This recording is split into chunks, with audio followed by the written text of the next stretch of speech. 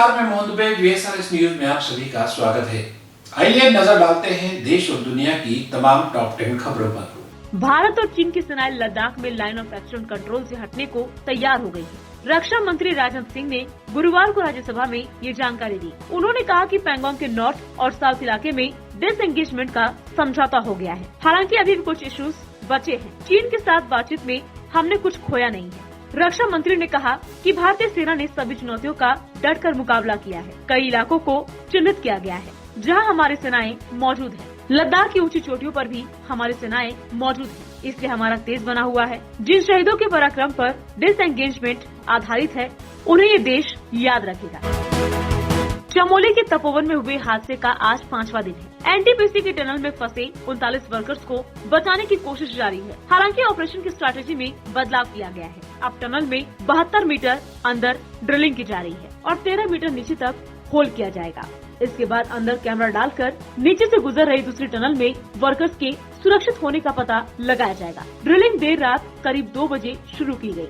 अब तक 6.5 मीटर नीचे तक खुदाई हो चुकी है। पहले 75 मिलीमीटर चौड़ाई का होल किया जा रहा था, लेकिन करीब 1 मीटर के बाद उसमें दिक्कतें आई। करीब 50 मिलीमीटर चौड़ाई का होल किया जा रहा है। प्रधानमंत्री मोदी ने गुरुवार को जनसंघ के संस्थापकों में से एक रहे पंडित दीनदयाल उपाध्याय की पुण्यतिथि के मौके पर भाजपा कार्यकर्ताओं और सांसदों को संबोधित किया। उन्होंने अपने संबोधन में कहा कि भारत की विदेश नीति दबाव से मुक्त होकर राम प्रथम की भावना से आगे बढ़ रही है। प्रधानमंत्री ने कहा कि हमारी विचारधारा देशभक्ति की है। हमारी राजनीति में भी राष्ट्र नीति सर्वोपरि है। उन्होंने कहा कि हमारी सरकार ने नेताजी सुभाष चंद्र बोस से जुड़ी फाइलों को खोला। उन्हें जो सम्मान मिलना था वो हमारी सरकार ने दिया। सरदार पटेल की दुनिया की सबसे बड़ी प्रतिमा बनवाकर हमने उन्हें श्रद्धापूर्वक नमन किया। प्रधानमंत्री ने कहा कि हमारी पार्टी में वंशवाद को नहीं बल्कि कार्यकर्ता को महत्व दिया जाता है। उन्होंने कहा कि सरकार बहुमत से चलती है, लेकिन देश सर्वसम्मति से चलता है।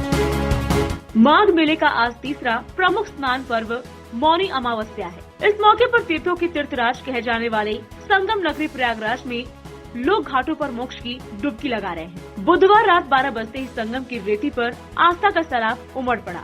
हर हर गंगे व हर हर महादेव के जयकारों के साथ श्रद्धालुओं की स्नान दान किया। भीड़ को देखते हुए मेला प्रशासन ने 8 घंटों पर स्नान की व्यवस्था की है। मेले में सुरक्षा की चाक चौबंद व्यवस्था की गई है। ATS, NDRF, SDRF व जल पुलिस के अलावा सिविल पुलिस के जवान तैनात हैं। ड्रोन कैमरे से मेला परिक्षेत्र की निगरानी हो रही है। समाजवादी पार्टी सुप्रीमो अखिलेश यादव के लोकसभा में दिए गए बयान पर विवाद खड़ा हो गया है। अयोध्या के निर्मोही अखाड़े के महंत राजेंद्र दास ने अखिलेश पर तीखा तंज किया है। महंत राजेंद्र दास ने अखिलेश को गजनी का वंशज तक करार दे दिया है। बताते चले कि अखिलेश ने लोकसभा में PM मोदी के आंदोलन जीवी वाले बयान पर निशाना साधा था। अखिलेश ने कहा कि जो घर घर जाकर चंदा ले रहे हैं, क्या वे चंदा जीवी संगठन के सदस्य नहीं हैं? अब इसी पर अयोध्या के महंत ने पलटवार किया है। बिहार सरकार में मंत्रिमंडल विस्तार के बाद मुख्यमंत्री नीतीश कुमार बुधवार को दिल्ली पहुंचे। 2 दिन तक वे दिल्ली में रहेंगे। आज PM मोदी से मुलाकात करेंगे। बिहार में सरकार बनने के बाद PM मोदी के साथ CM नीतीश कुमार की ये पहली मुलाकात होगी। केंद्र में होने वाले मंत्रिमंडल विस्तार के लिए ये मुलाकात खास है। दिल्ली पहुँचने के बाद नीतीश कुमार अमित शाह से मिलने उनके घर पहुँचे। वहाँ भाजपा अध्यक्ष JP नड्डा भी मौजूद थे। डिनर पर तीनों के बीच लंबी बातचीत हुई। साल 2018 के भीमा कोरेगांव हिंसा मामले में आरोपी रोना विल्सन के वकील सुदीप पासवाला बॉम्बे हाई कोर्ट में मामले को खारिज करने के लिए याचिका दायर की है। इस मामले में पासवाला ने मुंबई हाई कोर्ट के समक्ष फॉरेंसिक डिजिटल फॉरेंसिक रिपोर्ट भी रखी है, जिसमें बताया गया है कि रोना विल्सन के लैपटॉप को एक हैकर ने हैक किया था। हैकर ने रोना की गिरफ्तारी के पहले 10 अक्षर प्लांट किए थे। इन अक्षरों का इस्तेमाल पहले पुणे पुलिस और बाद में NIA द्वारा एक सबूत के रूप में किया गया था। पुणे पुलिस ने शुरुआती जांच में अदालत को बताया था कि इन अक्षरों को डिकोड करके पता चलता है कि आरोपी प्रधानमंत्री नरेंद्र मोदी की हत्या के लिए साजिश रच रहा था। इस मामले में पासवाला ने आर्सेनल डिजिटल से मुवक्किल के लैपटॉप की इलेक्ट्रॉनिक कॉपी का परीक्षण करने के लिए कहा था।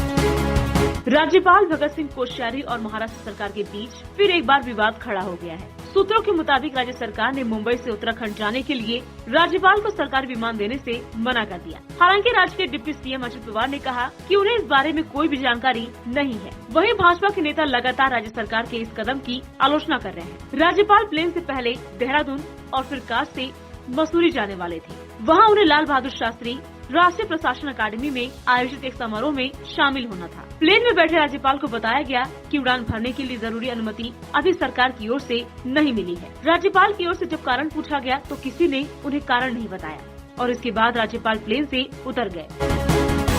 शर्जिल उस्मानी के एल्गार परिषद में दिए गए कथित विवादित भाषण से महाराष्ट्र में सियासी बवाल मच गया है। पूर्व मुख्यमंत्री देवेंद्र फडणवीस ने शर्जिल की गिरफ्तारी न होने को लेकर उद्धव ठाकरे सरकार पर निशाना साधा। उन्होंने कहा कि अचरज की बात है कि अभी तक शर्जिल की गिरफ्तारी नहीं हुई है, लेकिन उसकी गिरफ्तारी की मांग करने वाले बीजेपी कार्यकर्ताओं को उनके घर से हिरासत में ले लिया गया है। ये सबसे बड़ा आश्चर्य है। फडणवीस ने आरोप लगाया कि प्रदेश में शर्जिल की सरकार है। उन्होंने कहा कि क्या अब ये कहना गलत होगा कि प्रदेश में शर्जिल को संरक्षण देने वाली सरकार है।